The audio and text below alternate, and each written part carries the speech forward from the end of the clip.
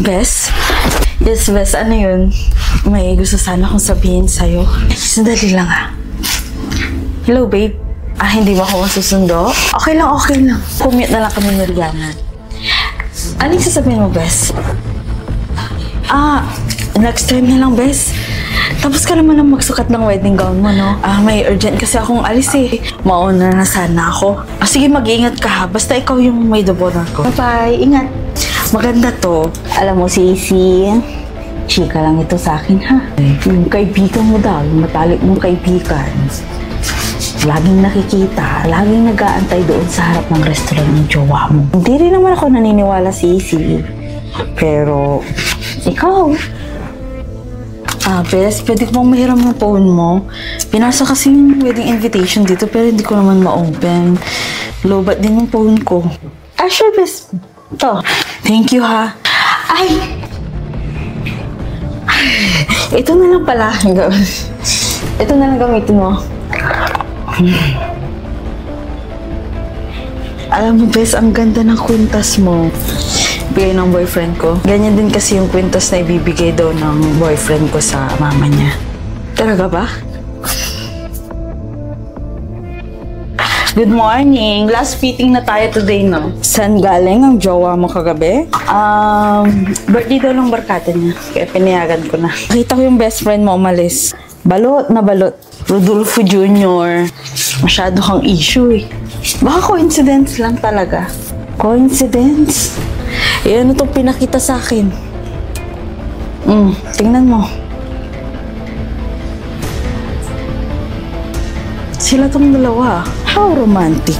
Nag-aaway sila sa gitna naman. Sabi ka lang kung hindi ko na itutuloy itong mga wedding gown mo, ha? Buti na lang nasundan mo yung best friend ko, no? Invested na kasi ako sa inyo. Kaya pa, napakalapit na ng kasal nyo, no? Hindi ka pwedeng makapakasal sa lalaking loloko ka. Sasakyan ng jowa ko yun. O, diba? Tama ako. Bakit sa room 30 siya pumasok? Diba sa room 33 pumasok yung best friend mo? Teka, lalabas ng room 33 yung best friend ko. Puntahan natin. Tara. Teka. Nasa loob din yung kalandian mo, no? Bes, matagal ka na naming minamatyagan. Masyado ka pala talagang haliparot, no? Ito na nga yung matagal kong gustong sabihin sa'yo. Hindi ako ang babae ng jowa mo. Ano yung ibig mong sabihin? Lumabas kayo!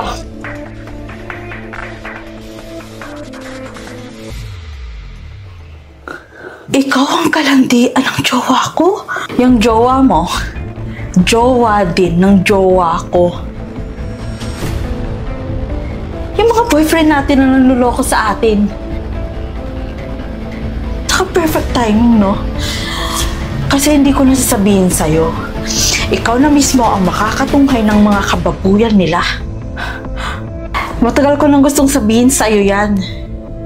Kaya lang alam kong hindi ka maniniwala dahil wala naman ako ipapakitang ebidensya.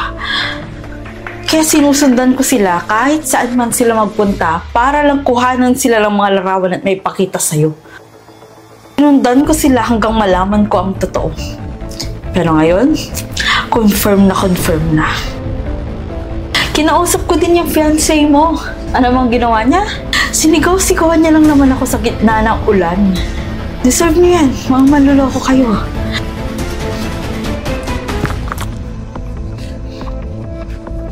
Sa'yo na yung sing-sing mo. Huwag na huwag ka nang magpapakita sa akin.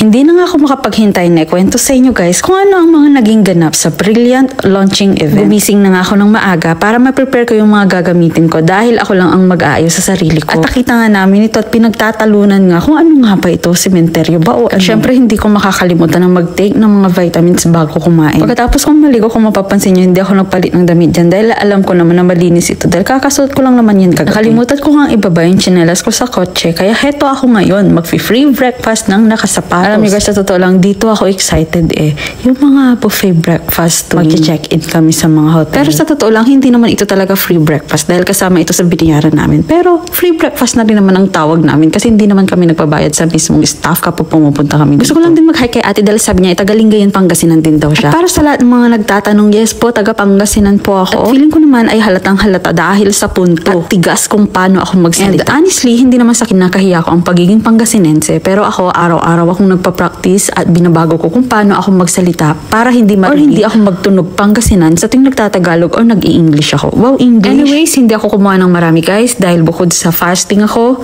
madali akong mabloated. Kumuha na rin ako ng coffee dito guys, pero honestly, hindi po ako nagko-coffee araw-araw dahil feeling ko nagkaka-anxiety ako kapag nag-drink ako ng coffee. Pero ngayon na nasa hotel ako, gusto kong i-feel yung vibe, kaya napakuha ako. Nakakita na rin ako ng iba't ibang klase ng eggs, kaya hindi pwedeng hindi ako kumuha. Sunny side up nga ang kinuha ko at mas gusto ko talaga kapag toasted ito. Yan lang ang mga kinuha ko for my breakfast guys para hindi ako masyadong mabusog at hindi ito mababa. Tapos alam niyo ba itong kasama ko? Halos lahat ng mga ulam na nakikita niya, kinukuha niya. Tingnan lang natin kung mauubos niya ito. Ang daming nagsasabi sa akin na mas better nga yung look ko kapag nagpi-POV. Pero alam niyo ba guys, kapag wala akong makeup, doon ko mas na-appreciate yung beauty ko. Wow, may beauty ka. Natawa nga ako dito guys kasi sabi ni Kyla sa akin, hindi naman daw talaga ako ganito kumain ng pansit. Di sabi ko naman for the vlog dahil nagpapaka-aesthetic ako sa vlog. Kaya tawang-tawa ako dito kasi kagabi pa talaga niya nilalait kung paano ako mag-vlog. Pagkatapos namin kumain, bumalik na agad kami dito sa hotel para makapag-ready na. Dahil nga ako nga lang ang mag-aayos sa sarili gamit ko nga dyan guys yung Hermoso dahil kapag yan ang gamit ko sobrang lambot talaga ng buhok ko at sobrang daling mag-plancha or napaka-shiny talaga ng buhok ko kapag yan ang gamit ko. Tsaka hindi siya mainit sa balat kagaya ng mga nabibili sa mga grocery stores. And hindi rin siya nangangamoy sa buhok na parang hindi naligo na alam niyo hindi siya malagkit, watery siya, pero kapag ina-apply siya sa buhok, parang nabibigay niya yung moisture na kailangan ng buhok para maging shiny siya. Alauna pa ng hapon yung event pero alas 8 pa lang in-start ko na ang pag-aayos ng buhok para mamaya picture-picture na lang. Kita niyo naman siguro sa video na kulot talaga ako. Actually guys, 13 years old pa lang ako ay nagpapariban ako ng buhok pero ngayon ko pa lang napag-desisyon na pahabain na lang yung kulot ko para naman may originality yung look. Pero wala naman akong pinagsisisihan guys sa pagpapariban dahil darating talaga tayo sa punto na ini-explore natin kung ano yung mga bagay na look sa atin. Pagkatapos kong magplansya ng buhok ay sinimulan ko na rin make-upan yung sarili. At alam kong magtatanong yung iba dyan kung bakit hindi na lang ako magpa-makeup sa mga professional.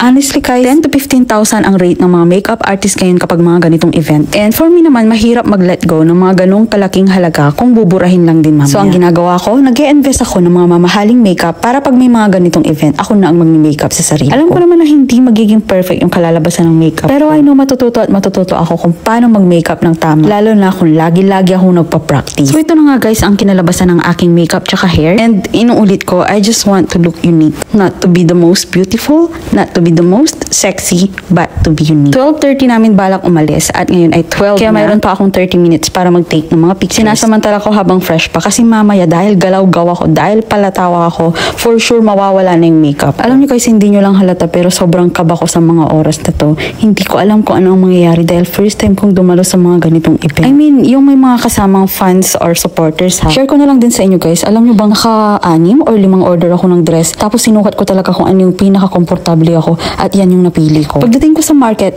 sobrang kaba ko nito guys. Hindi ko alam kung anong gagawin ko. Sabi ko Kayla, humanap na lang tayo ng pwedeng pasyalan. Pagdating ko sa Creators Lounge, namangha talaga ako guys. Ang ganda ng setup. At sobrang na-appreciate ko naman kasi ang daming tumatawag sa akin para magpa-picture. Sa video na ito, hindi ko alam kung nagagandaan ba sila sa akin or nagtataka sila kung ako ba talaga to. Ini-enjoy ko lang yung moment na ito guys. Nang bigla akong tawagin para sa isang interview. At ang tanong nila on the spot is ano yung special or highlights for me dito sa Creator Lounge. Ganito yung mga gusto ko yung na-challenge ako sa mga tanungan. Hindi nila alam. Lagi akong nagpa-practice na tinatanong ako ni Kuya Boy Abunda, Tony Talks, Karen Davila. At kung curious naman kayo sa kung ano ang sagot ko, ang sabi ko lang, ang pinaka-special na nangyari dito sa akin sa Creator Lounge is yung mga mamit ko, yung mga kapwa ko legit user ng Brilliant at makapag-share kami ng mga kanya-kanya naming journey. O diba, very short lang pero alam kong pasok sa mga inuhanan nga lang kami ng mga video dito guys na hi kayo dito, picture dito, picture dyan. At ako naman feel ko yung sarili ko dito na akala mo artista. Pero honestly guys, hanggang ngayon hindi pa rin ako makapaniwala at hindi pa rin nagsising in sa akin kung bakit ako nandyan. Lahat ng ito ay tila isang panaginip na magmamarka sa aking isipan magpakailanman. Kaya to Miss Glenda, staff at sa lahat ng bumubuo ng Brilliant Skin, thank you for choosing me. Thank you for the opportunity and thank you for letting me share my journey with Brilliant Skin.